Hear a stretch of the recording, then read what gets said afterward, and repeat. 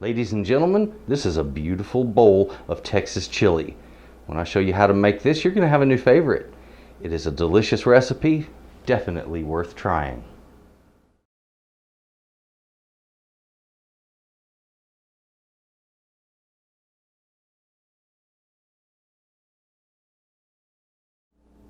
Today I am going to be making Texas chili. This is a wonderful, hearty recipe. It is a meaty, beefy, thick, heavy recipe that's fantastic for cold weather, great for winter. It's hearty and your family is going to love you for it if you cook this for them. This is a wonderful recipe that's very healthy, lots of whole and rich and full and inviting ingredients. Let me give you a little background real quick. I started making chili it was about the mid 1970s, okay? I was a boy. My mother kept chasing me out of the kitchen. It was driving her nuts, but I was always going in there. She kept screaming, "You better clean up your mess." I kept cleaning up my mess, but she kept saying that anyway.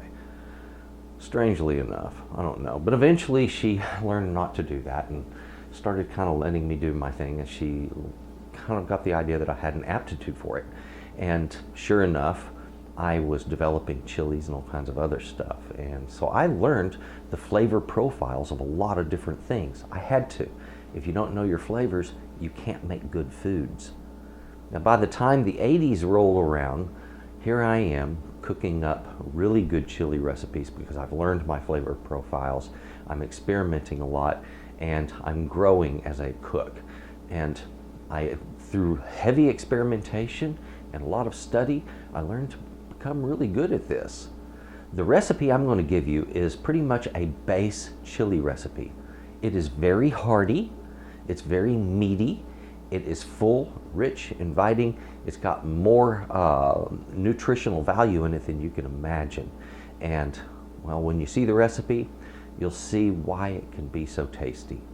There's a lot of really good recipe ingredients behind me here. We're about to talk about all those, and then I'll get busy cooking this up for you. Ladies and gentlemen, this is Texas chili. Let's get at it. Come on. Here's where it begins, folks. It begins with the cut of beef, okay? Because that's really what this chili is about. This is a beef chili, and it is all about the beef. The cut I have here, some of you may have already recognized it. This is chuck. This is a big, thick, beautiful chuck roast. This is about 3 1/3 pounds of chuck. And every bit of it, fat and all, I'm going to grind it up, and we're going to use this baby right here in the chili. It's going to be a delicious chili, and like I said, this is hearty. This is a very beefy, meaty kind of chili. Now, our other ingredients, over here you're going to see some chilies. Up front there, I've got some big, beautiful poblanos. You can use bell pepper for this also. You can use Anaheim chilies. You can use banana chilies, and you can just kind of go wild with what you're doing there. What you're going to end up with is going to be a good recipe regardless of the chili you use, as long as you have that flavor going on in there. I've also got some jalapenos, and that's because I like my dish to have a beautiful jalapeno flavor, and I like it to be a bit spicy. So we got jalapenos, got white onion, garlic. This, folks, this is tomato paste. Now, if you're thinking chili con carne has no tomato paste, yeah, let me tell you what, it would be a chili paste, and we wouldn't have these going on if it was chili con carne. But this isn't chili con carne. This is Texas chili, and in Texas chili we have tomato paste. It gives us a beautiful flavor and a wonderful amount of acid that pulls the whole dish together. Important. Back here I have some bourbon. Now, you don't have to have bourbon, okay? You can just use water. If you want, you can use beer, you can use red wine, you can use Canadian whiskey, scotch. Guys, go wild, okay? These things are just additions that add a little flavor. This adds a little woodiness to the whole dish. Another way I guess I could add woodiness would be to use a chipotle in it, maybe some chipotle paste. But that's a whole different type of recipe. This recipe kind of relies on this, and it's a neat flavor. If you want to try it, do so, and don't worry about alcohol, it cooks out. Cayenne, paprika, cumin, salt. Folks, These ingredients give you a stellar recipe. And it doesn't have to be perfect, but we're like I said, we're looking for about a 1/2 inch square dice. So that's about a 1/2 inch wide. If I make those the same length cut, then it's perfect. There we go, our onion diced and ready to go. I'll set that aside.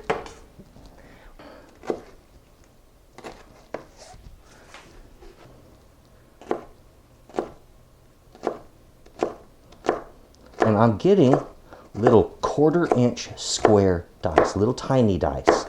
And that's what I want from those. Isn't that nice? So if you would, just go ahead, cut yours up the same way, small dice, after you pull the core out of the inside.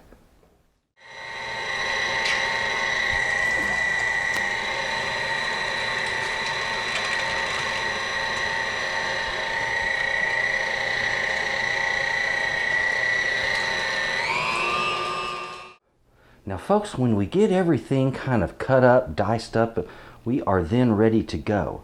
Down in my pot here, I have my ground chuck and my diced onion mixed together, and I'm cooking them together. Let's take a look in there.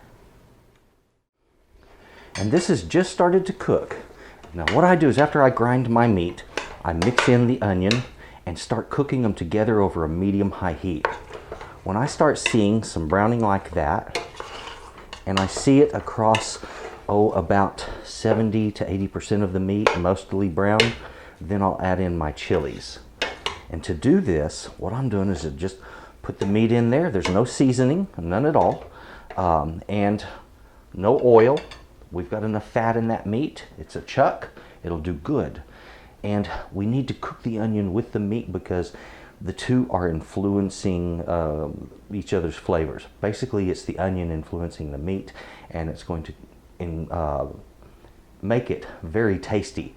If you don't cook the onion in with the meat like this, you miss out on a very special flavor that you can only get this way. Give it a try, it works. Now, I'm going to let that brown a little more, and then I'll add in the chilies.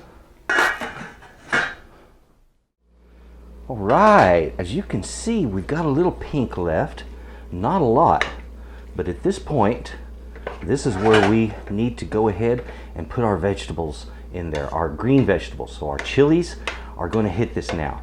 As you can see, we're about 90% turned brown and just a little pink left. So let's get those other veggies in there. All right, we have our chilies in there. We need to go ahead and finish sweating this out. We're going to sweat this until the onions are translucent. And that's going to be, 12, maybe 15 minutes. So give it a little time, keep it covered, stir it about every 3 to 4 minutes. Okay, that's all. It has been about 20 minutes now. Let me set this aside. Now that color change is starting to happen on those onions. They're getting much more translucent now. And that's looking good. They're looking softer. Just what I'm wanting. I think I'm going to give this about another 5 minutes, and those are ready to go.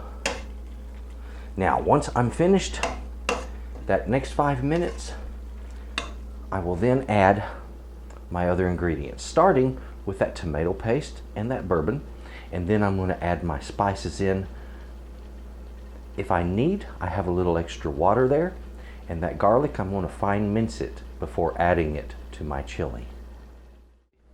Folks, I've already put my bourbon and my tomato paste in there. I've got my seasoning in there.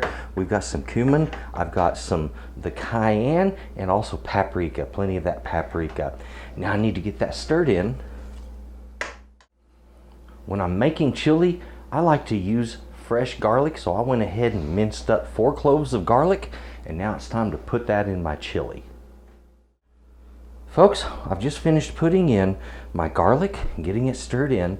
All of the ingredients are in here. Now I'm going to set this to a low and let it just sit and simmer for about an hour and a half, okay? And I'm going to stir it about every 15 minutes. So that's what you need to do with your chili. Just let it simmer, And what we're looking for is how much the vegetables cook down. If you want them to be real firm, you're only looking at a short simmer. But if you want them really soft, you're looking at a very long simmer. So that's all up to you at this point. I'm going to give mine about an hour to an hour and a half. Now folks, the total quantities of what we used today, that started with 3 1/3 pounds of chuck. This recipe will work with any amount of chuck from about 2.5 to 3.5 pounds. Okay, so just get you a good amount and get ready to go with it, okay? Your other ingredients over here, I have a total of 12 ounces of that tomato paste. I used 1 cup of bourbon, 3 good-sized poblanos, those are large poblanos, 4 jalapenos, 1 large white onion. Actually, that's about a medium white onion, I want to get honest about it. 3 to 4 cloves on your garlic. On the cayenne, that's up to about a tablespoon. Be careful, remember the stuff is really hot. The paprika, we're going 2 to 3 tablespoons on your paprika, so you can vary that a little bit. If you want it to be a bit more spicy, go 3. Otherwise, tame it down and go 2. 1 tablespoon of cumin and 2 teaspoons to a tablespoon of salt, just depending on your taste in that. Folks, wonderful recipe, and I hope you enjoy this. It was fun cooking for you. Now let's take a look at that chili. Folks, the chili had simmered for about an hour and 20 minutes. It is absolutely beautiful. And now I've got some wonderful things to go with it. Some cheddar cheese, chopped green onions, a little sour cream, cilantro, and there are other wonderful goodies that you can put with your chili. You just go with whatever is your favorite and enjoy. I have made a wonderful, wonderful bowl of chili here. And ladies and gentlemen, I'm going to be enjoying every bit of it. One thing I like is good Texas chili.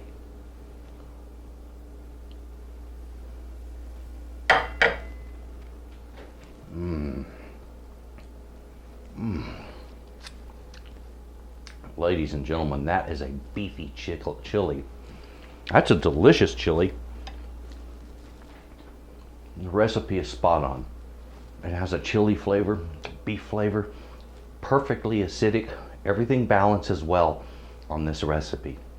And it's a wonderful recipe for you to be able to kind of tweak and turn into the special thing that you want it to become. Do additions, whichever kind of beans you want to add, if you want to add beans. If you want to put pasta in there, it's good stuff. Little kids love that. It's also a great way to stretch your recipe. And folks, it's delicious. I would like to say thank you very much for watching. I do appreciate it. If you would, if you enjoyed this, please click the button down there that says subscribe. Well, I think that's right over there. And also, please click like. If you haven't taken a look at my channel, there's a lot of recipes on there. Right now there's 440 on there. Plenty for you to sift through and get some good ideas from. Folks, thank you for watching this. Also, please take a look at my Patreon. That's this right here, patreon.com/Stuart Trotter. That's STUARTTROTTER, just like you see it right there on the screen. Thank you very much for watching this. I do appreciate that very much. And if you would, folks, please have a good day and enjoy your chili. Bye-bye. Oh, yeah.